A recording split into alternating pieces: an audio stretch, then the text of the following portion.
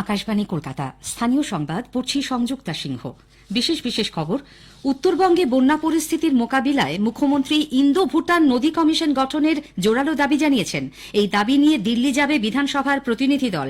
বাংলা ভাগের চক্রান্ত হচ্ছে বলে ফের অভিযোগ করেছেন মুখ্যমন্ত্রী। অন্যদিকে বিরোধী দলনেতা বলেছেন বিজেপি বাংলা ভাগের বিরুদ্ধে। নীতি আয়োগের বৈঠকে মুখ্যমন্ত্রীর মাইক বন্ধ করে দেওয়ার অভিযোগকে কেন্দ্র করে সরকার ও বিরোধী পক্ষের বাদানুবাদে আজ বিধানসভা উত্তপ্ত হয়ে ওঠে। বিজেপি সদস্যদের অনুপস্থিতিতে গৃহীত হয় তৃণমূল কংগ্রেসের আনা নিন্দা প্রস্তাব। টেট পাশ করার পরেও যারা এখনও শংসাপত্র পাননি তাদের অবিলম্বে তা দেবার জন্য প্রাথমিক শিক্ষা পর্ষদকে নির্দেশ দিয়েছে কলকাতা হাইকোর্ট। আজ মোহনবাগান দিবস। এই উপলক্ষে প্রাক্তন ক্রিকেট অধিনায়ক সৌরভ গাঙ্গুলিকে মোহনবাগান রত্ন সম্মান দেওয়া হচ্ছে। আসছি বিস্তারিত খবরে। মুখ্যমন্ত্রী মমতা ব্যানার্জি উত্তরবঙ্গে বন্যা পরিস্থিতির মোকাবিলায় ইন্দো ভুটান নদী কমিশন গঠনের জোরালো দাবি জানিয়েছেন। বিধানসভায় আজ এ সংক্রান্ত প্রস্তাবের ওপর আলোচনায় অংশ নিয়ে মুখ্যমন্ত্রী বলেন, দিল্লিতে নীতি আয়োগের বৈঠকেও রাজ্যের এই দাবি তিনি নথিবদ্ধ করিয়ে এসেছেন। প্রস্তাবিত কমিশন ভুটান পাহাড় থেকে সৃষ্ট নদীগুলির ওপর নিরন্তর নজরদারি চালাবে এবং এ রাজ্যের সরকারের সঙ্গে নিয়মিত তথ্যের আদান প্রদান করবে, যাতে মানুষকে সতর্ক করা যায়। কেন্দ্রীয় সরকারের বিরুদ্ধে উত্তরবঙ্গের মানুষকে বঞ্চনার অভিযোগ তুলে মুখ্যমন্ত্রী বলেন, নির্বাচনে অনেক আসন পেলেও সেখানকার মানুষের প্রতি বিজেপি শাসিত কেন্দ্রীয় সরকারের বিন্দুমাত্র মমত্ব নেই। উল্টে বাংলা ভাগের চক্রান্ত করা হচ্ছে। বাজেটে প্রতিবেশী বিহার, আসামে বন্যা প্রতিরোধে অর্থ বরাদ্দ করা হলেও পশ্চিমবঙ্গকে এক পয়সাও দেওয়া হয়নি। ইন্দো ভুটান নদী কমিশন গঠনের দাবিতে রাজ্য বিধানসভার প্রতিনিধি দল দিল্লি পাঠানো হবে বলেও মুখ্যমন্ত্রী জানান। তৃণমূল কংগ্রেসের সংসদীয় দল বিষয়টি নিয়ে সরব হবে। বাংলাদেশের সঙ্গে তিস্তার জলবন্টন চুক্তি রাজ্য সরকার কখনোই মানবে না বলেও মুখ্যমন্ত্রী স্পষ্ট জানিয়ে দেন। তিনি বলেন, বর্তমান পরিস্থিতিতে তিস্তার জল বাংলাদেশকে দিলে উত্তরবঙ্গের মানুষের পানীয় জল নিয়ে সংকট তৈরি হবে।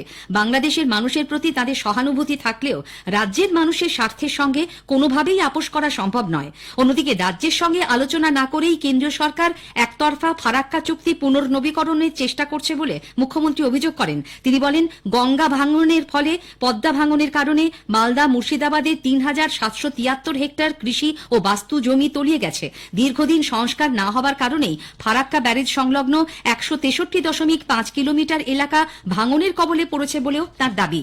বিজেপি ছেড়ে তৃণমূল কংগ্রেসে যোগদানের পরেও আলিপুরদুয়ারের বিধায়ক সুমন কাঞ্জিলালকে তাদের সদস্য হিসেবে বলার সময় দেওয়ায় অধ্যক্ষের বিরুদ্ধে পক্ষপাতের অভিযোগ তুলে বিধানসভার দ্বিতীয়ার্ধেও বিজেপি অধিবেশন থেকে ওয়াকআউট করে।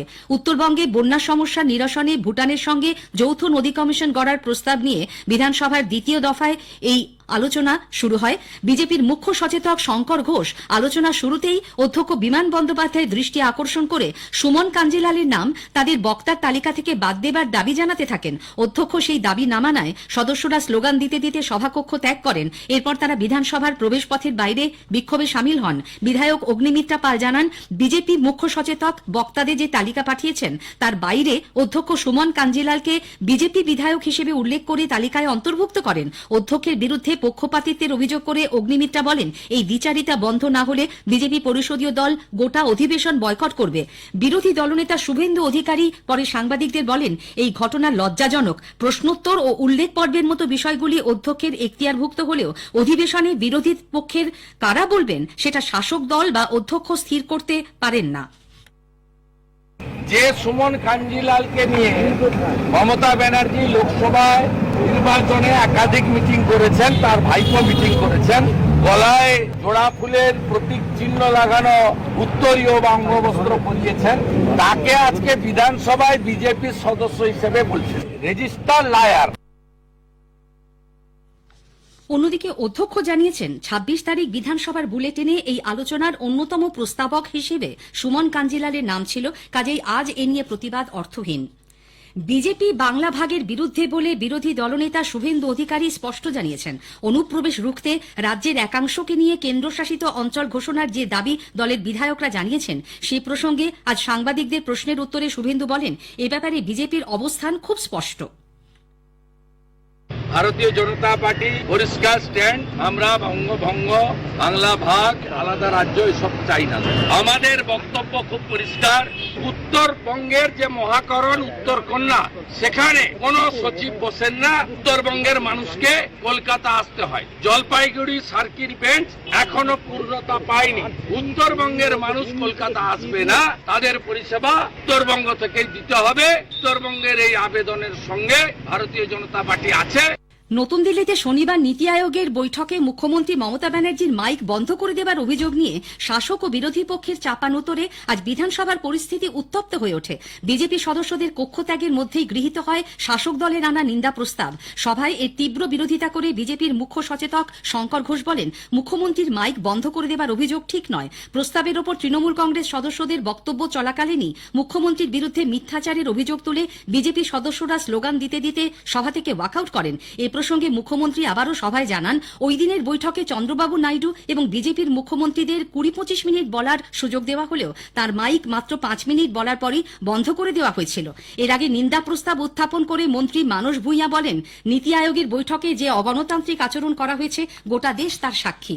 স্থানীয় সংবাদ শুনছেন আকাশবাণী কলকাতা কেন্দ্র থেকে। টেট পাশ করার পরেও যারা এখনো শংসাপত্র পাননি তাদের অবিলম্বে তা দেবার জন্য প্রাথমিক শিক্ষা পর্ষদকে নির্দেশ দিয়েছে কলকাতা হাইকোর্ট। 2014 সালে টেটে পাশ করার পরেও শংসাপত্র না পাওয়ার অভিযোগে হাইকোর্টে মামলা করেছিলেন কয়েকজন চাকরিপ্রার্থী। আজ বিচারপতি অমৃতা সিনহা নির্দেশ দেন, আগামী 13ই আগস্টের মধ্যে মামলাকারীদের শংসাপত্র দিতে হবে প্রাথমিক শিক্ষা পর্ষদকে। এ ব্যাপারে আগেই প্রাথমিক শিক্ষা পর্ষদ জানিয়েছিল সিবিআই তদন্ত চলছে, ফলে তাদের কাছে কোনো শংসাপত্র নেই। সিবিআই নথি বাজেয়াপ্ত করেছে। সিবিআই যদিও ওই দাবি খারিজ করে দেয়। বিচারপতি আজ নির্দেশ দিয়েছেন, 2014 সালে টেটের 1,26,000 উত্তীর্ণ প্রার্থীকে শংসাপত্র পর্ষদকে আবার দিতে হবে। উপাচার্যের পদত্যাগের দাবিতে ছাত্র বিক্ষোভের জেরে কাজী নজরুল বিশ্ববিদ্যালয়ের পরিস্থিতি আজ ফের উত্তপ্ত হয়ে ওঠে। উপাচার্যের কার্যালয়ের আলো পাখা বন্ধ করে দিয়ে বিক্ষোভ দেখানো হয় বলে অভিযোগ। উপাচার্য দেবাশিস বন্দ্যোপাধ্যায় জানিয়েছেন, এই বিক্ষোভের জেরে এদিন কোনো কাজই করতে পারেননি তিনি। তাকে জোর করে বের করে দেওয়া হয় বলেও তার অভিযোগ। বেরোনোর সময় তার উদ্দেশ্যে গো ব্যাক স্লোগান দেওয়া হয়। তৃণমূল ছাত্র পরিষদের জেলা সভাপতি অভিনব মুখোপাধ্যায়ের অভিযোগ, বিশ্ববিদ্যালয়ের তহবিল থেকে 50 লক্ষ টাকা মামলা মোকদ্দমায় খরচ করা হয়েছে। অবিলম্বে সেই টাকা ফেরত দিতে হবে। গত 18 দিন ধরে এই দাবিতেই তারা আন্দোলন চালিয়ে যাচ্ছেন। পরিচালক কলাকুশলী সংঘাতের জেরে টালিগঞ্জ স্টুডিও পাড়ার অচলাবস্থা এখনো কাটেনি। বন্ধ রয়েছে সিনেমা, সিরিয়াল, ওটিটি প্ল্যাটফর্মের সমস্ত শুটিং। অভিনেতা প্রযোজক প্রসেনজিৎ চট্টোপাধ্যায়ের বাড়িতে গৌতম ঘোষ, রাজ চক্রবর্তী, ইন্দ্রনীল মুখোপাধ্যায় সহ পরিচালকরা আজ দুপুরে বৈঠকে বসেন। পরে সাংবাদিকদের গৌতম ঘোষ বলেন, যে অচলাবস্থা চলছে তারা তার অবসান চান, তবে পরিচালকদের প্রাপ্য সম্মান দিতেই হবে। অন্যদিকে টেকনিশিয়ানদের ফেডারেশন পরিচালক রাহুল মুখোপাধ্যায়কে বয়কটের সিদ্ধান্তে এখনো অনড়। ফেডারেশনের সভাপতি স্বরূপ বিশ্বাসের দাবি, তারা কাউকে শুটিংয়ে বাধা দেননি, পুরোটাই পূর্ব পরিকল্পিত।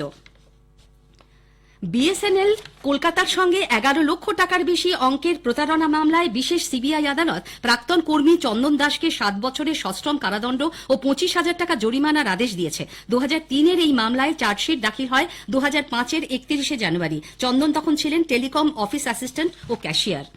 হাওড়া আমতা শাখায় আজ বিকেলে ওভারহেড তারে গাছের ডাল ভেঙে পড়লে ট্রেন চলাচল বিঘ্নিত হয়। দুর্ভোগে পড়েন অসংখ্য অফিস ফেরত যাত্রী। আজ মোহনবাগান দিবস। এই উপলক্ষে মোহনবাগান ক্লাবে নানা অনুষ্ঠানের আয়োজন করা হয়েছে। প্রাক্তন ক্রিকেট অধিনায়ক সৌরভ গাঙ্গুলিকে মোহনবাগান রত্ন সম্মান প্রদান করা হয়। ক্লাব সচিব দেবাশিস দত্ত সৌরভের হাতে এই সম্মান তুলে দেন। শেষ করার আগে স্থানীয় সংবাদের বিশেষ অংশ আরেকবার।